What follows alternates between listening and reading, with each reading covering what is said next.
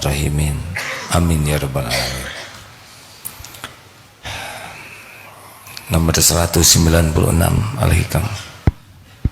Bismillahirrahmanirrahim. Al-Hikam nomor 196.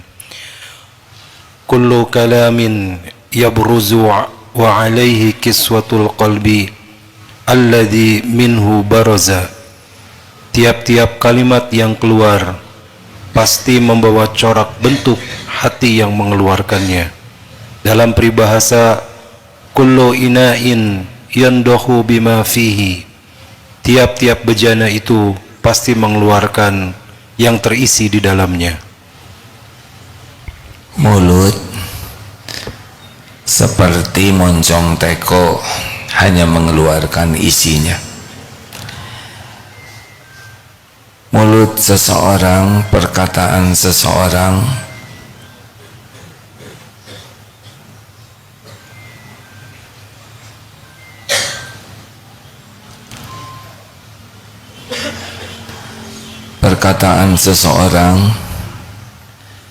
akan menceritakan isi hati seseorang.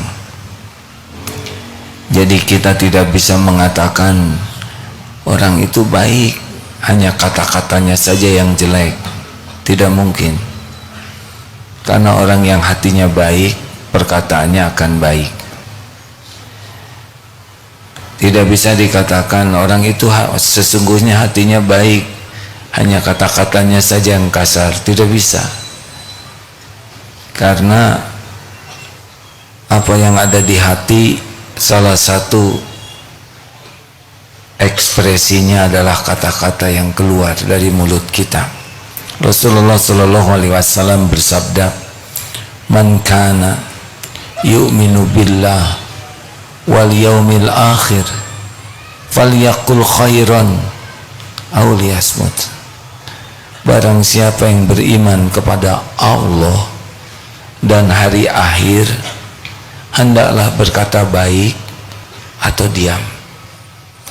Makin kuat iman seseorang, cirinya makin terpelihara lisannya. Makin yakin akan hari akhir, pasti terjaga lisannya. Cara seseorang bicara itu menunjukkan kualitas keimanan seseorang. Bagi yang yakin kepada Allah, Allah Sami'ul Alim, wa huwa Sami'ul Alim. Allah Maha mendengar lagi Maha mengetahui. Maka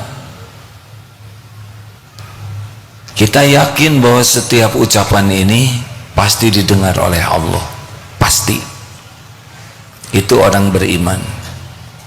Sebelum saudara mendengar, Allah lebih tahu apa yang diucapkan.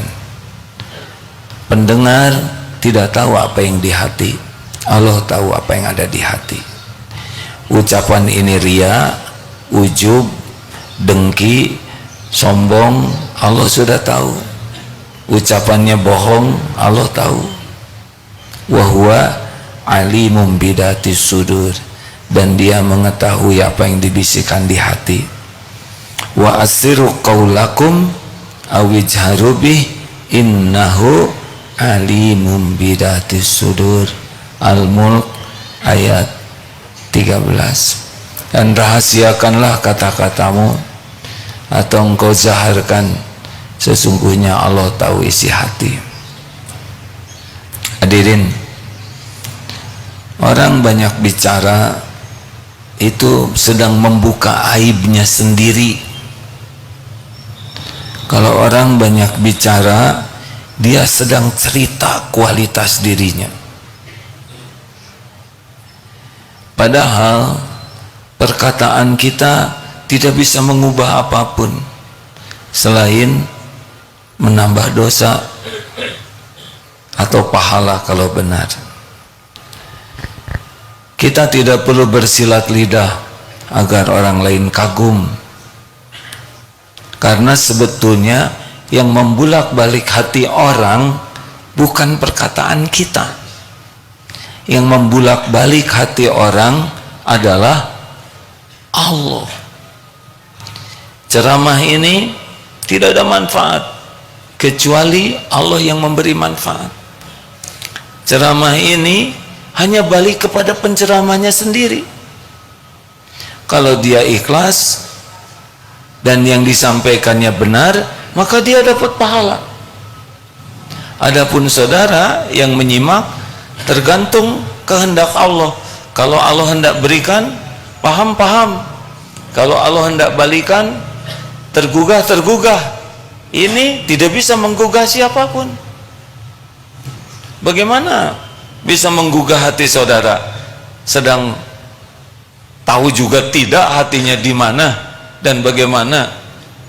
Bagaimana bisa memberikan pemahaman, sedang tahu juga tidak? Sebagian ulama mengatakan, kenapa ulama terdahulu bicaranya sedikit, sederhana, tapi punya daya gugah. Orang bisa tergugah, orang bisa berubah. Hakikatnya Allah tahu yang bicara ini siapa. Allah tahu keikhlasan hatinya. Allah tahu tujuannya untuk kemuliaan agama, untuk kemuliaan agar umat selamat dan mencari ridho Allah semata. Allah tahu. Sehingga perkataan yang sederhana dengan kekuatan karunia Allah dijadikan orang tergugah. Tapi kalau ceramah hanya ingin dikagumi, dianggap pintar, dianggap ilmunya luas, dianggap ingin diakui wawasannya luas, ingin diakui hafalannya banyak, ingin diakui ilmunya mendalam, ingin diakui retorikanya dahsyat, tidak ada kaitan dengan Allah. Allah tahu ini acting saja.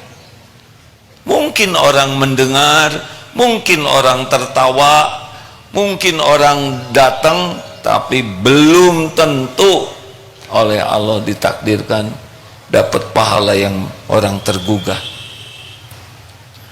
Makanya tidak perlu habis-habisan kita kursus berbicara yang mempesona, kursus pidato yang mengagumkan.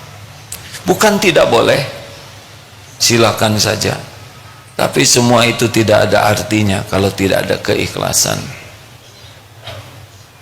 Apa artinya kita dikagumi orang kalau Allah tidak ridho kepada kita? Benar? Maka tidak usahlah kita berepot-repot ingin jago bicara. Kalau mau kursus diam saja dulu sebelum kursus bicara yang karena kalau orang terlatih menahan diri,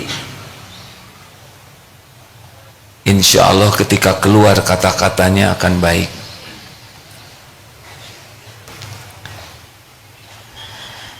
Jadi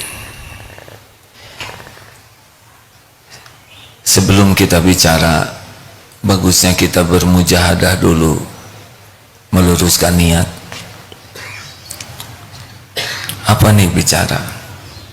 Ingin dikagumi, ingin mempesona, ingin kelihatan lucu, ingin diundang orang ceramah, ingin masuk TV, ingin terkenal.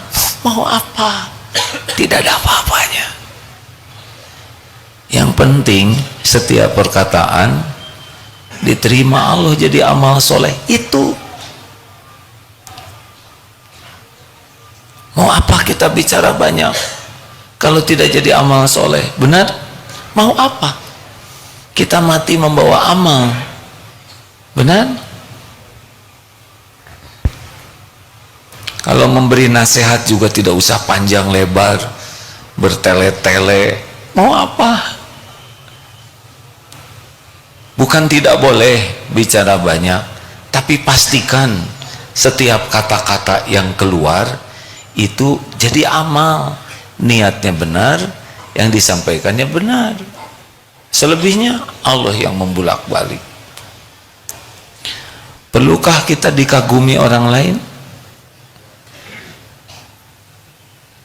Ini pertanyaan.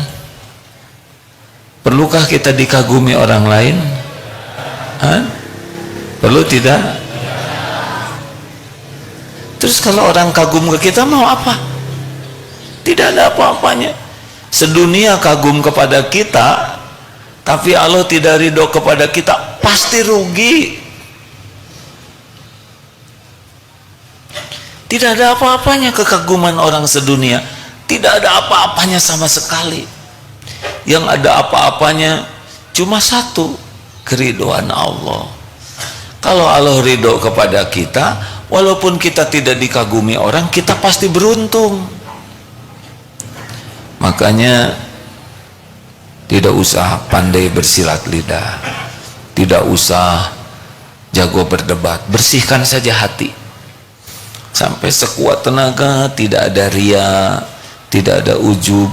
Mungkin bersih perlu proses yang sangat panjang ya, tapi jangan sampai bicara untuk dikagumi orang, ingin dipuji, pamer, sum'ah, memamerkan. Terus mau apa? Mau apa? Allah Maha mendengar. Allah yang ngasih pahala cuman Allah. Yang bisa membulak-balik hati orang juga Allah. Makanya maaf para guru, ada guru di sini tidak usah acting ingin jadi guru teladan, ingin jadi guru yang dikagumi murid, nggak ada perlunya. Jadi guru yang disukai Allah saja, yang baik hatinya. Sampaikan. Mungkin kemampuan kita berpidato, berceramah tidak seperti orang yang jago ceramah, tidak apa-apa. Masya Allah, guru saya sedikit sekali bicaranya, tapi setiap kali bicara seperti ada tenaga besar yang membuat tergugah dan berubah. Sedikit sekali bicaranya, bisa dihitung.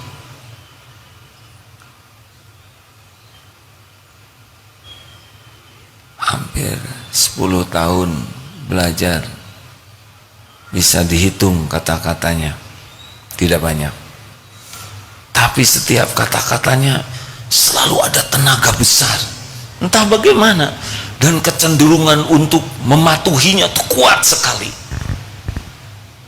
Inilah Allah yang memberikan kekuatan pada kata-kata, dan kata-katanya biasa saja, tidak ada kata-kata yang bombastis, yang hebat, yang puitis, tidak.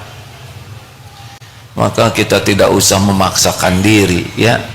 Kalau ceramah ujungnya harus A semua, apa kabar, saya suka kepada saudara, saudara mau kemana, nanti tidak ada ikhlas, hanya ada A ujungnya.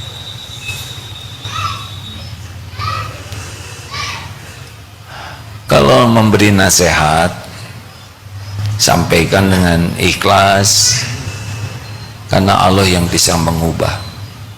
Kalau nasihat kita tidak diterima, tinggal perbanyak tobat. Jangan-jangan nasihat kita tidak mempan karena Allah tidak memberi kekuatan, karena kita belum mengamalkan nasihat itu untuk diri sendiri. Allah kan lihat, Allah tahu tidak yang kita sampaikan? Tahu tidak? Allah melihat kelakuan kita cocok atau tidak dengan nasihat kita. Oh, kita nasihatin orang tapi kita tidak semangat untuk mengamalkannya sendiri, itu akan berefek, karena Allah tahu. Makanya orang tua yang banyak nasihat ke anak tapi orang tuanya sendiri tidak serius mengamalkan apa yang dinasihatkan ke orang lain, termasuk ustadz, guru, kiai yang banyak memberi ceramah tapi dirinya sendiri tidak serius mengamalkannya, Allah tahu. Tidak ada yang tidak diketahui Allah. Kabura maqtan indallah an taqulu ma la taf'alun. Amat besar kemurkaan di sisi Allah bagi orang yang berkata-kata yang tidak diperbuatnya.